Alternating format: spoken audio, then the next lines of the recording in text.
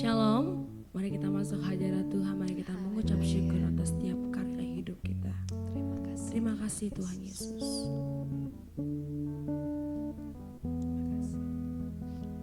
I love you Lord,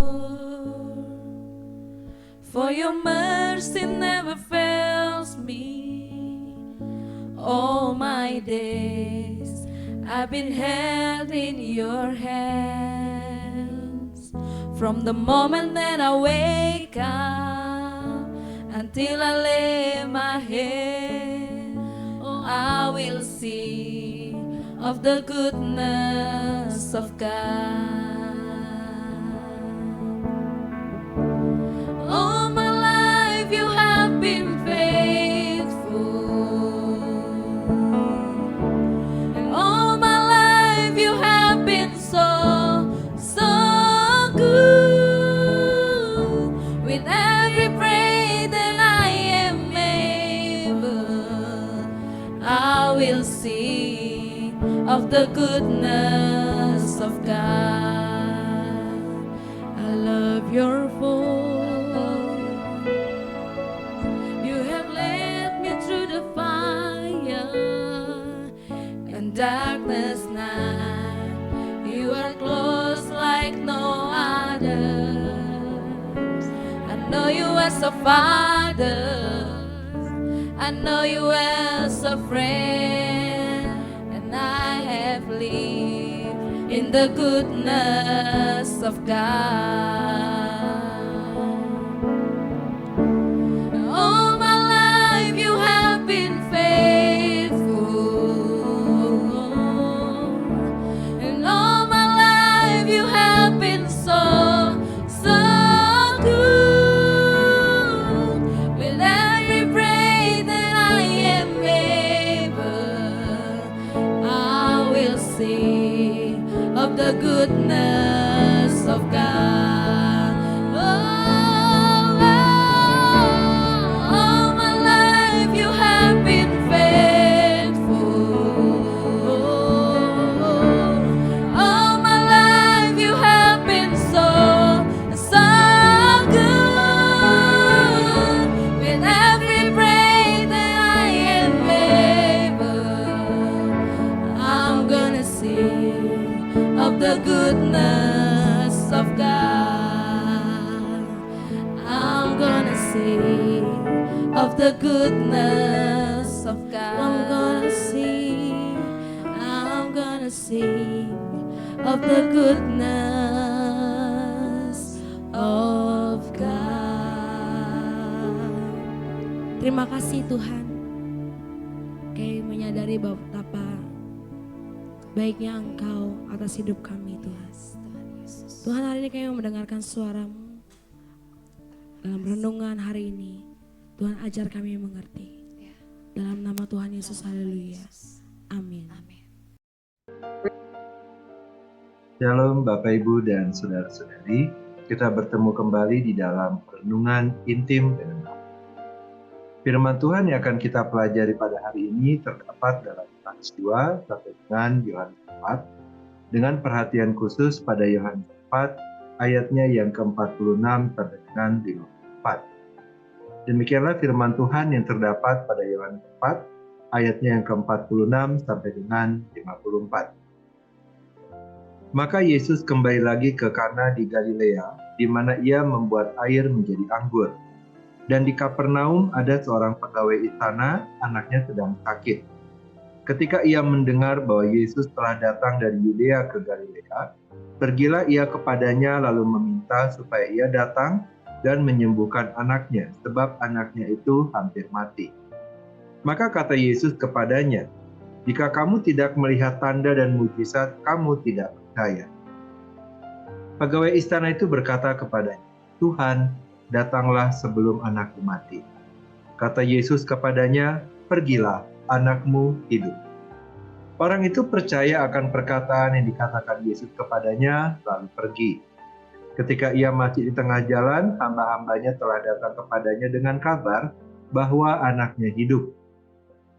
Ia bertanya kepada mereka, "Pukul berapa anak itu mulai sembuh?" Jawab mereka, kemarin siang pukul 1 demamnya hilang.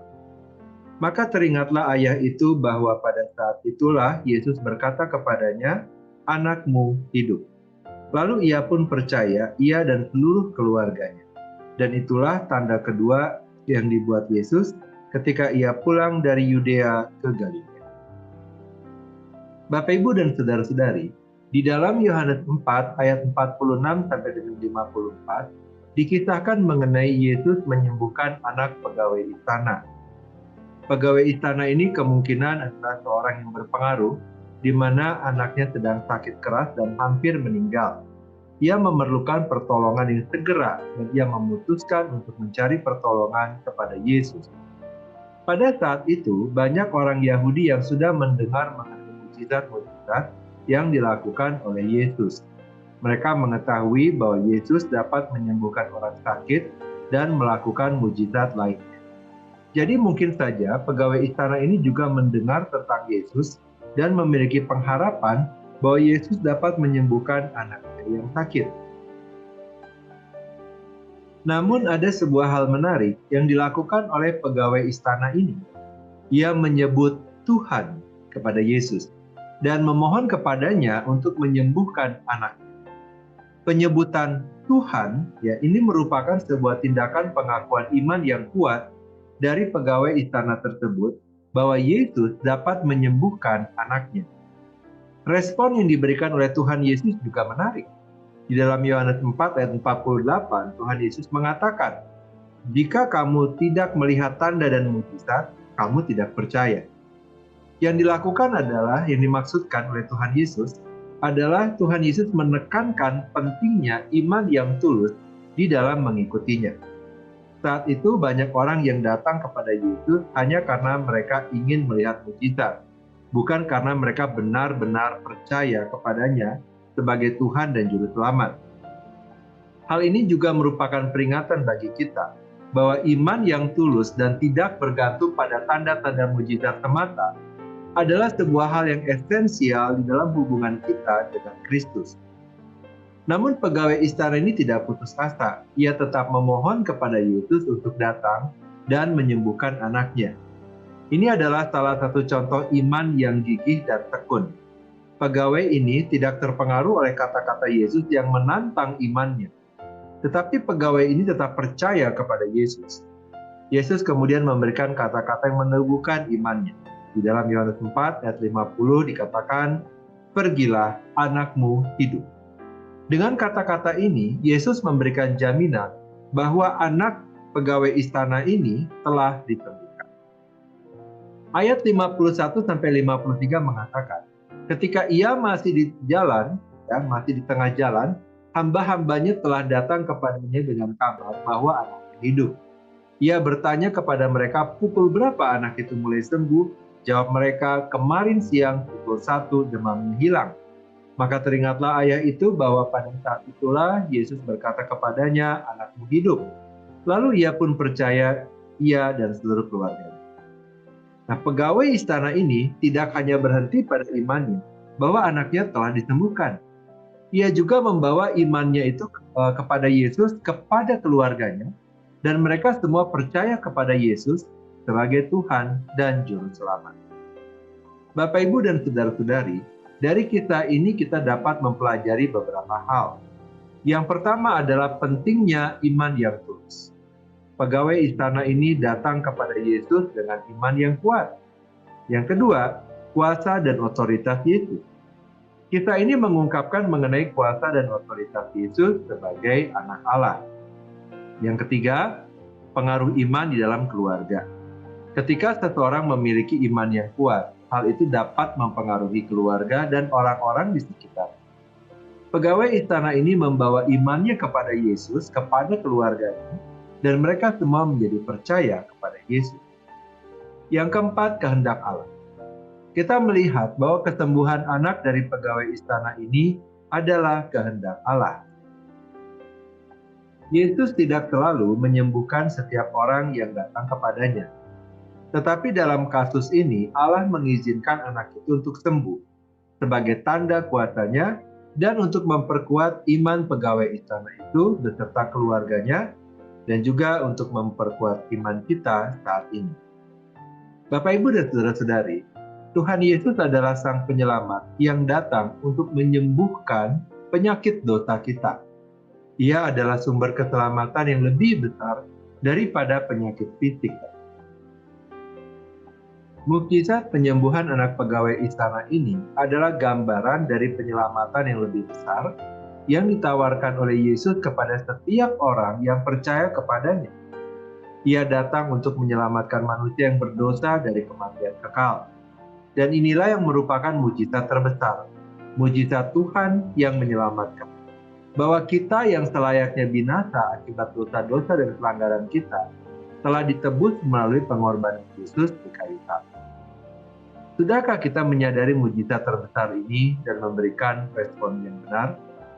Sudahkah kita menjawab panggilan keselamatan dari Tuhan dengan benar dan menjalani kehidupan kita dalam pertobatan setiap hari?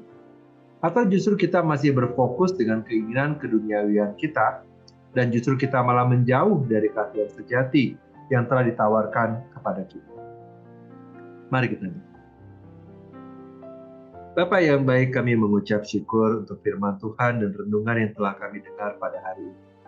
Kami kembali diingatkan mengenai mukjizat terbesar yang Tuhan telah berikan kepada setiap kami, yaitu adalah keselamatan.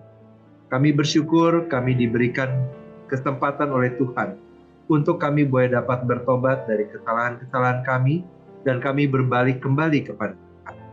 Biarlah Tuhan kami boleh dapat menyikapi kesempatan yang Kau berikan dengan bijaksana, dan biarlah kami juga boleh dapat memberikan respons terhadap semua firman yang kami telah dengar juga dengan bijaksana. Biarlah Tuhan Roh-Mu yang kudus memimpin kami dalam langkah hidup kami, sehingga kami boleh mengerjakan apa yang baik dan berkenan di hadapan Tuhan. Terima kasih Bapa. Kini kami mohonkan kepadamu kiranya Engkau memberkati setiap kami dan keluarga kami. Kiranya Engkau juga yang memberkati kami ketika kami membaca dari keseluruhan Yohanes 2 sampai dengan Yohanes 4, dan biarlah Roh-Mu yang kudus menyertai. Terima kasih Tuhan. Kini kami mohonkan kepadamu, kiranya damai sejahtera dari Allah Bapa, cinta kasih dari Tuhan Yesus, serta persekutuan dengan Allah Roh Kudus menyertai kami sampai kedatangan Tuhan yang kedua kali. Di dalam nama Tuhan Yesus kami berdoa. Amin. Demikianlah pembacaan firman Tuhan dan renungan pada hari ini. Sampai bertemu kembali di dalam pembacaan firman Tuhan dan renungan berikutnya. Tuhan Yesus